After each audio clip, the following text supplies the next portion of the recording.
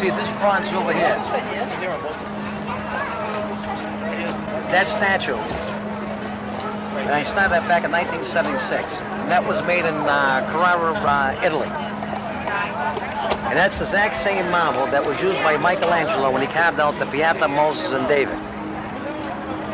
And this pedestal comes out of Barry, Vermont. The white granite, the base is 5 by 5. The pedestal is 4 by 4, and the statue is 6 feet high.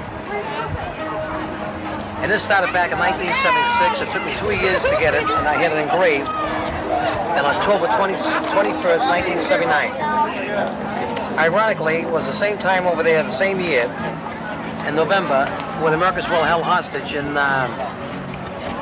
Iran, Khomeini. And the same time I had the rally to start to tie the yellow ribbon. The Americans were held hostage by Khomeini in Iran. What goes around comes around. So this was a blessing for the statue to use to tie the yellow ribbon, and always in memory of our troops in the armed forces. And tonight you're going to see with the fireworks tonight, kick off the World Cup of soccer.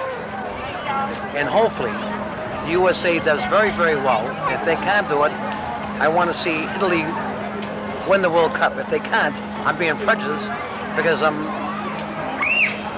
my heritage and my roots is an Italian American. And was very, very upset, disappointed they lost their first game to Ireland. But the problem with Italy is that they were too overconfident and they blew the whole deal. But they're going to come right back and beat Norway and Mexico, and Ireland has to go a long way to go out of their division. So Christopher Columbus is waiting. Who's going to win the World Cup? And it's ironically, it's the first time for him that we're having the USA here in Boston. Now, what about the 500th anniversary? Did you do anything for that in 1992? We did it right here. And hey, how are you? How you doing? How you been? Good. Well, one of the greatest achievements I did in 1992, and this was planned back in, since I was a little kid. And right here was the old two poultry buildings, the chicken factory. And when all the immigrants that came from Ireland and also from Italy worked right here in the North End, and they branched out to East Boston to South Boston. Then they went to the suburbs, they went to the North Shore, to Maine, New Hampshire, Vermont, and Rhode Island. In 1992, that was like what they call destiny, we Wake Up America, which means the motto, which means peace and justice through God's strength. Peace and justice through God's strength with the Wake Up America campaign. And ironically, with the foretold, the 500th anniversary of Christopher Columbus, 1992, here we are, brought in 235 ships from all over the world. And on July the 12th, I had farewell to Christopher Columbus tall ships. And I had to go through a tropical rainstorm. Literally, a tropical rainstorm. Hey, how are you? How you doing? And the bombs were heard all the way to the west coast, all the way to the east coast, all the way to Italy. And the bombs, 1,492, were made in Genoa, Italy. And the next day it was clear, and all the tall ships all headed back to their countries.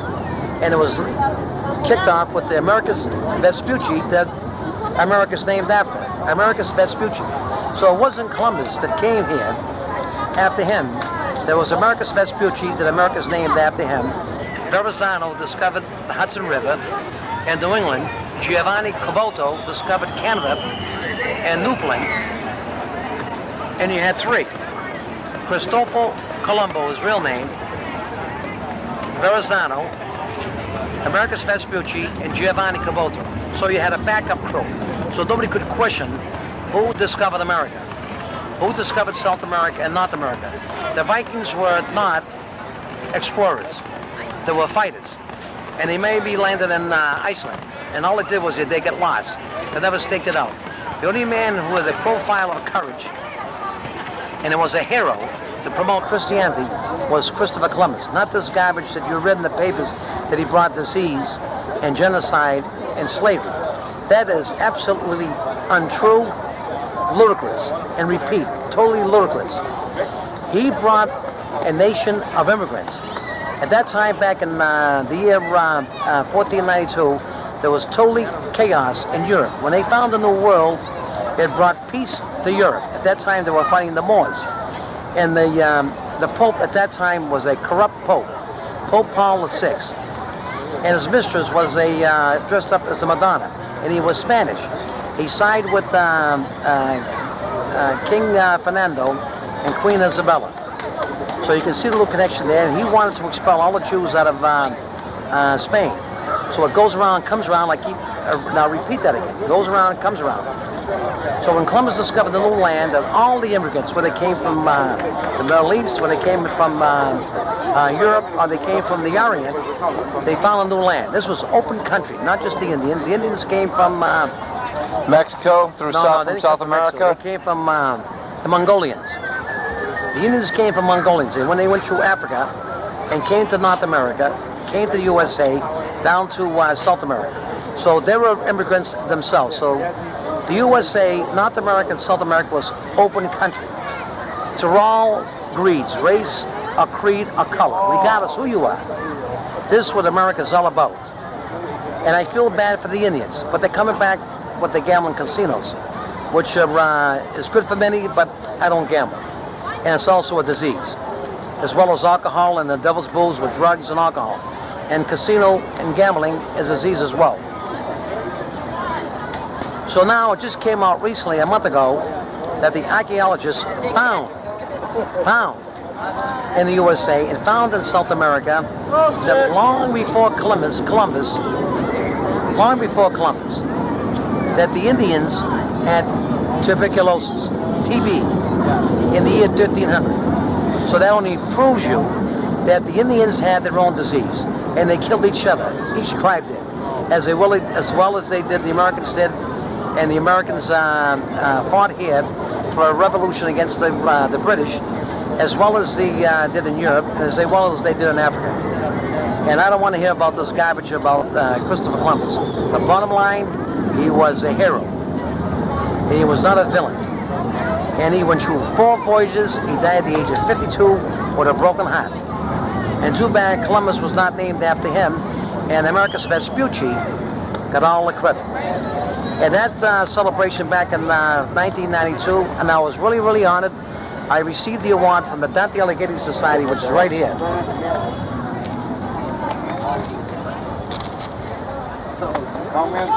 Sons of Italy, which is the Grand Lodge, which is nationwide, right here, the Dante Alighieri Society. That's the largest Italian organization throughout the whole country. And I received the award. Second largest, Arthur? That is the largest. The Italian-American organization throughout the whole world, the Dante Alighieri, Divine Comedy, long before Columbus. And I received the award from them for a superb job for the celebration of Columbus, Farewell to the Tall Ships. And also I won the award, the outstanding award from the Mayor's Office, Ray Flynn. Well, not for me, but for the people of America. But we had the opportunity, that thank God I was alive, to celebrate a new piece of land for our grandchildren and they're the future generation of our country. And what we had to bring back along with Columbus, because he was pious, and he brought and promoted Christianity, that our grandchildren will be the future of our country, and we're going to reestablish our morals, our virtues, and values to bring back this country, to end the violence, which is running rampant. So don't go back to Columbus. It's what's happening today, 1994. Violence. Because of drugs, because of the devil's booze, there's no respect, there's no morals, there's no virtues.